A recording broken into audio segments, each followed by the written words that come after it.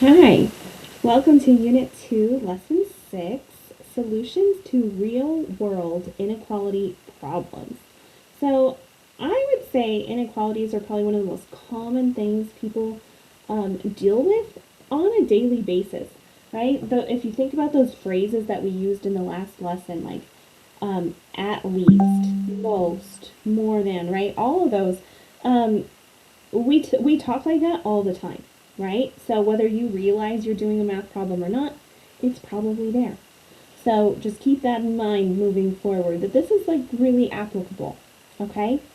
So first off, very similar to what we did in the last lesson, but this time they're going to throw graphs in there too, all right?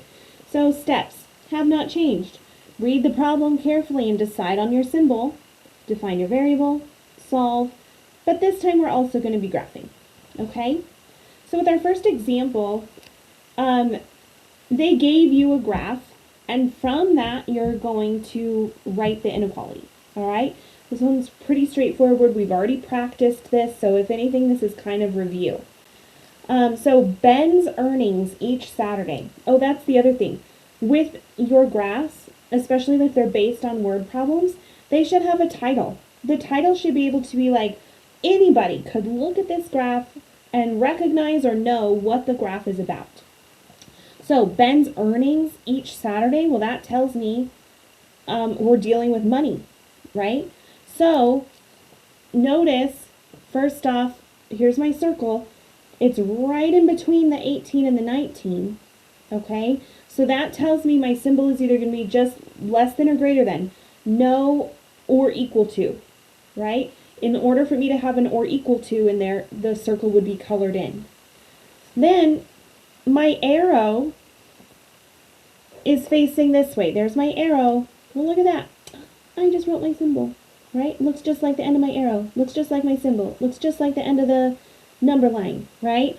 That trick works when your variable is on the left-hand side of your inequality. So in this case, I'm just going to say, I don't know, M for money or whatever you want to write. I think they used M for money, actually. Huh, that's funny.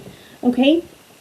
But wherever your circle is, that's the number that you need. So in this case, I've got 18.5 or 18.5. Okay. My symbol is a greater than symbol, which means he makes more than, right? There's one of those terms. He makes more than or he makes greater than $18.50, right? If we're talking in terms of money, every Saturday. Okay? So the money that he makes or his earnings is greater than 18.5, and that's what's represented here. Okay? So your circle, that always gives you your number. Your variable, that should come on the left. It could be an X. It could be, like, it doesn't matter what the variable is, right? And then as long as you have that set up where your variable's on the left, numbers on the right, then you can just use that number line rule, okay, or arrow rule that we've gone over, that little trick. And then that's it. That's the answer. It does say, I lied. It does say use the letter M for the variable. So anyway, at least we know we were on the right track with that. All right, number 2. This one looks long, and like you might see that and you're like, oh my goodness, Miss Angel, and like you just shut down automatically. Please don't. It's okay. All right. I promise, as always, they kind of give us more information than we need in it. So let's go through it. This is also number 4 on your practice. All right. So number 2, Carlos is hoping to save at least $200 in the next 4 weeks. His mom gives him $30 and he earns money each Saturday morning at his grandmother's store. Write an inequality for the amount of money Carlos will need to earn each Saturday morning and describe the solutions. Assume Carlos will earn the same amount each Saturday. So then what they do in the problem is they have it set up, you're going to like fill in the blanks. Okay, so that's what I have set up here. All right, we're going to fill in those blanks. So Carlos is hoping to save at least, well, there's that symbol, right? greater than or equal to. He's okay with reaching the 200, but of course he'd love to have more than that. So he's got more than or equal to $200. Remember the number that comes right after that at least phrase, that is what is going to go over here, because the part on the left, the part attached to our variable, that's all the messiness, right, that we got to figure out what gets us to that $200. Okay? So we filled in one blank so far. They already gave us the symbol, so that was not nice of them. Then it says, we know that there's 4 weeks, right? 4 weeks. And his mom gave him just a flat $30. Flat $30. So that's being added, right? That's being added to whatever else he's going to make from his grandmother's store. Well, we don't know how much he needs to make from the store. That's our variable. But we know that that's over the course of 4 weeks. So it's like some amount of money times 4 weeks needs to get him to that amount. Okay? So it says where X is the amount Carlos earns each Saturday morning. Carlos must earn at least what? Excuse me. Well, that's what we're going to solve for right now. Now that we have our inequality set up, we can say 4x plus 30 is greater than or equal to 200. So with that, right, we're going to get rid of our addition or subtraction first. So in this case, I'm adding 30. So I'm going to get rid of that by subtracting 30. Whatever I do to one side, I have to do to the other. We've got to keep it balanced. Okay, 30 minus 30, excuse me, is 0. So those cancel, and we're left with 4x on the left is still greater than or equal to, and then we have 200 minus 30, which is 170. Okay? We're multiplying by 4. We got to get rid of that, because remember our goal is to isolate that variable. So right now I'm multiplying by 4. To get rid of it, I'll do the opposite operation, which is division. So I'm going to divide both sides by 4. 4 divided by 4 is 1, so we're left with 1x on the left, still greater than or equal to, and then 170 divided by 4. Lots of different ways that you can solve this. You can practice long division if you want, for time's sake, so I don't spend too much of your time in the video. We'll go with the handy dandy calculator. Okay, it gives us 42.5, 42 and 5/10, right? There we go. But, so that's our final answer, but we're talking in terms of money. So when you input that value into the blank in the problem, it should be in terms of money. So 42.5 is the same thing as $42.50. So that's how your answer should be written when you get into that, okay? All right, I hope that helps. Let's do one from your quick check. This is number 1 from your quick check. Okay. And I'm not quite sure how to say her name. Maeve, maybe? Maeve currently has $130 and plans to earn more money each of the 8 weekends this summer. She wants at least $1,250 by the end of the summer. How much does she need to earn each weekend? Assume she earns the same amount each weekend, solve her problem, and then graph it. So this kind of combines everything. It's similar to the problem that we just did, but we have to graph it at the end as well. Okay? So first off, one thing I noticed, she wants at least $1,250, right? She'll be happy if she has more than that, right? I would be too. But that's her minimum. That's like, if I make that, I'm good. If I make more than that, that's even better, right?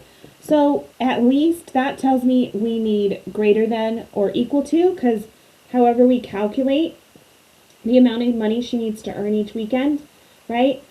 That needs to be greater than or equal to 1,250. So there's that. She currently has $130.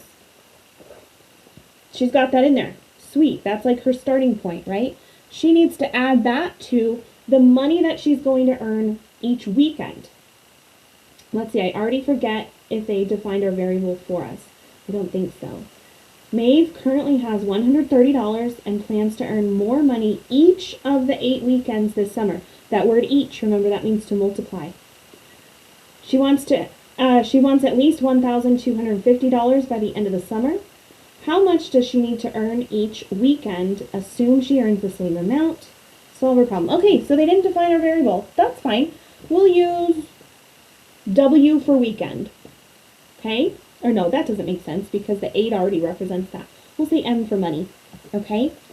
So she's got 8 weekends and she's got to earn a certain amount of money each of those weekends, right? And then add that to the $130, and she wants that to be at least $1,250. So same process as before. We're going to start working backwards from PEMDAS, right? 130 minus 130, those cancel. We're left with 8M is greater than or equal to, and we can subtract that out. Let's see, 0 minus 0 is 0, 5 minus 3 is 2, and then 12 minus 1 is 11. Okay, moving right along. Now we're multiplying by 8. In order to get rid of it, we're going to subtract, oh my goodness, I misspoke. We're going to divide by 8. I wrote the right thing down, but then I said the wrong thing. 8 divided by 8 is 1, so we are left with 1M, or just M, is greater than or equal to, and then let's go ahead and complete that division. I would imagine you'll be tempted to grab the calculator, and that's okay, right? It is good practice sometimes to do the long division, just to keep it in your brain.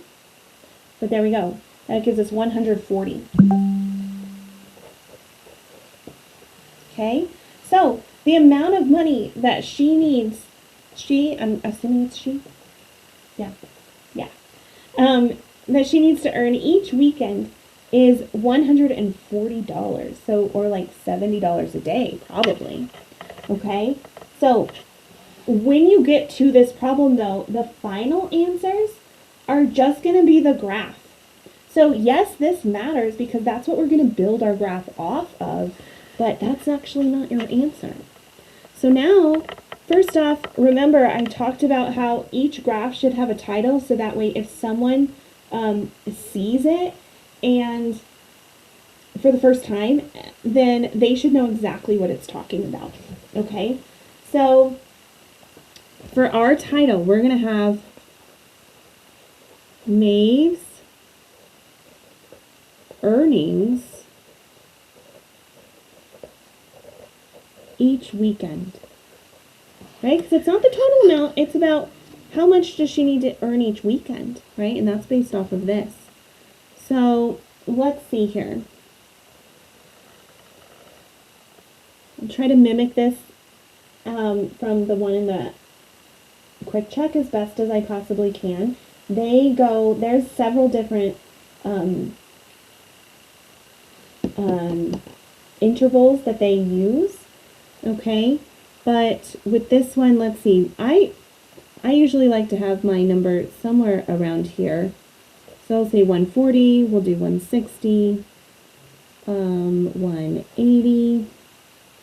Going the opposite way, we'd have 120, 100, 80, 60, and so on. Okay? So, then remember, with this is what we're basing it off of. Whatever this number is, that's what you circle. Okay, so in this case, I'm going to circle the 140. Now remember, she's okay. If she hits the 140 in that weekend, she's happy. So because we can include it, we're going to color it in our circle. And then we can use our trick. Our symbol, well, it's greater than. So we want anything that's bigger than 140. Well, that means our arrow needs to face to the right. And notice the arrow is matching this side of the number line, right? And it's matching our symbol. So since all three of those line up, we know that we're good to go. Okay? As always, reach out if you need extra support, and I will talk to you soon.